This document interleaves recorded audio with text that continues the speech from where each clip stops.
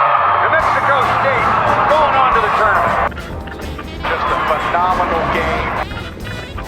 What college basketball is all about.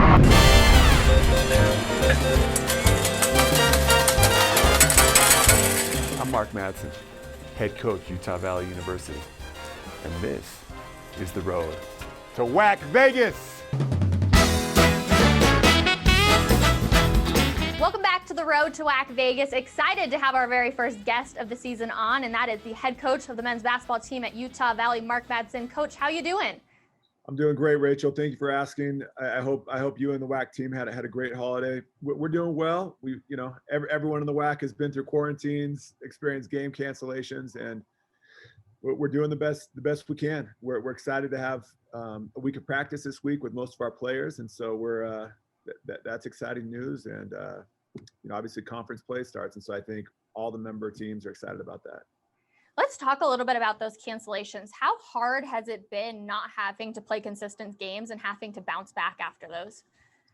It's tough because a lot of times you get the word that there's going to be no game maybe 24 to 48 hours before the game, and it's either a positive or an exposure to a positive in your own program or another program. And so when the cancellation happens or the postponement, there's a letdown, but then you just go into scramble mode. I got to get a game. We have to play a game. And you just basically, you and the whole staff kind of work the phones almost nonstop trying to find someone that also has an opening in their schedule. How have you felt that the players have dealt with this, knowing that they could possibly play a game, but at the exact same time, knowing there's a possibility that they can't? I think it's hard with the uncertainty. We had 3 games, 3 cancellations right around Christmas time, and we brought the players back December 27th with no game on the schedule until conference started. And understandably, some of the players, a couple of the players just thought, if we don't have a game, why are we coming back the 27th? Well, the answer is because we need to put work in. But we ended up getting a game against Weber State, or a really good Weber State team, a few days later. And so that's what this season is. It's last minute games.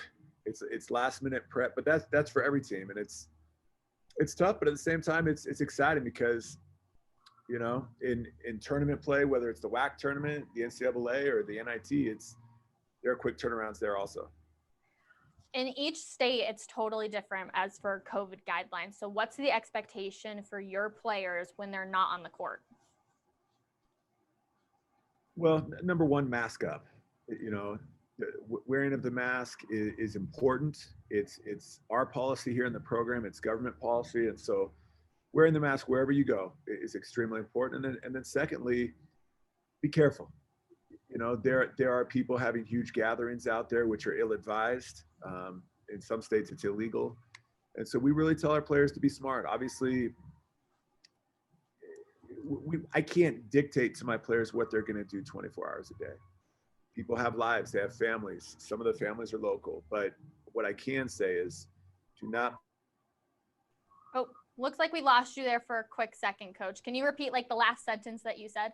Yeah, absolutely.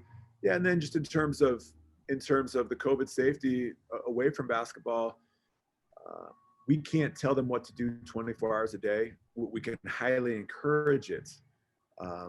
Because look, players have families, players have significant others, but we can wholeheartedly encourage safety at the highest level, and we can mandate it when they're on campus. Well, we're here obviously to talk basketball. We could talk COVID for probably a few minutes, but let's talk some basketball now. You sit at 2-5 on the season. You've had a couple of really close games, including the one at Wyoming. What would you say is your most complete game as a team? Well, I think that I think number one, the guys have played really well. Probably in all but one of our 7 games, we really had an opportunity to win it in the last 2 or 3 minutes of the game. And so what we've talked about is the importance of high-level execution in key situations in games, key box outs, valuing each possession and taking care of the ball, and then when it's all said and done, we need guys to step up and make plays with good spacing, with good ball movement. And in a lot of games we've done that. I'm very encouraged going into conference with the way the guys are playing, the momentum we have. I think we're starting to peak, kind of have that pre-conference peak as I've watched our practices. And again, hopefully we can also be peaking going into the conference tournament.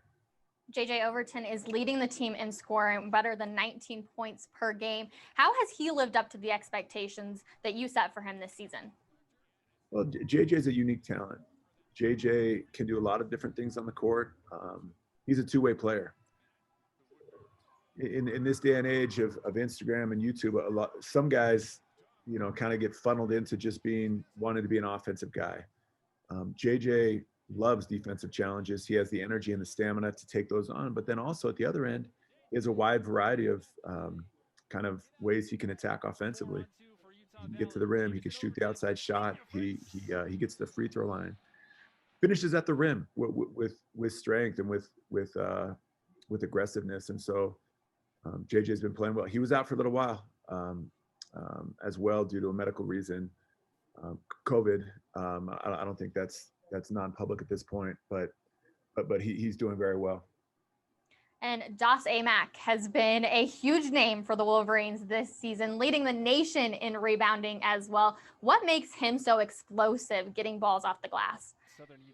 But Fardaq has worked himself into really, really good shape physically. He has speed, and Fardaq, he has a huge heart. He has a huge heart.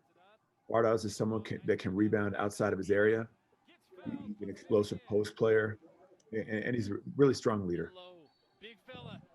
Fardaq is one of our team captains, along with JJ. You mentioned JJ and a few others, but Fardaq's hard work defines who Fardaq is as a person. Hard work is something that he exhibits both off the court and on the court, and by the way, he's doing it in the classroom as well.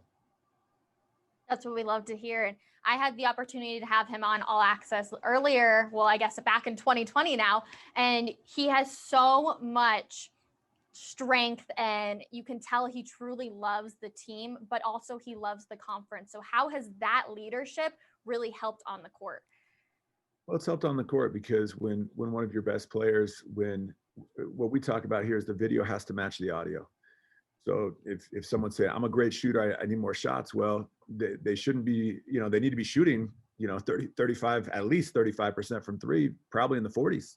If someone says, hey, I'm a great driver, and I can finish at the rim, well, when we watch a tape, we should see those things. Well, Fardaq is someone whose video matches the audio, meaning he works hard in the weight room, on the court, and his actions reflect what he's saying, and so that gives him a lot of credibility.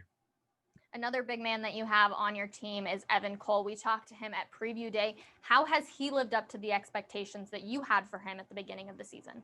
Very well. Evan has responded to challenges. He played a very good University of Utah team. Evan had 31. Evan was really unstoppable, and Evan does it in a variety of ways. He can step out and shoot the three. He can put it down, drive to the rim, finish with a dunk. He's got post moves, left block and right shoulder and left shoulder.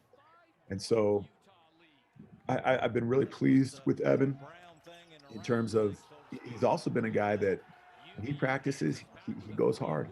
He goes hard in practice. That helps elevate the play of the guys in the program. You'll take on California Baptist this weekend, Friday and Saturday. With the new back-to-back schedule, how do you adjust practices? Well, it's similar to what happens at the pro level a lot, Rachel, with the back-to-backs. Sometimes in the pros, you might have 3 or 4 back-to-backs in probably 3 to 4 weeks. Obviously, load management's important. We're not going to go out and kill them on Thursday. And depth becomes important, which we think we have. And so I think every team, this is new, and this is something that we're prepared for and we're excited for. The Lancers are coming off 3 big wins back in 2020. What needs to be done to slow their roll? Well, the Lancers, they have shooting at almost every position. And so, defending, they're great shooters. guarding the post. They've got some proficient post players and rollers rolling to the basket. They have a nice balanced attack. They do a good job of ball movement, and so it's going to be looking at their schemes and knowing their schemes and doing our best to break rhythm. Awesome, Coach. Well, thank you so much for joining me today. I really appreciate it, and best of luck this weekend. Thank you so much, Rachel. All the best to you in the coming year.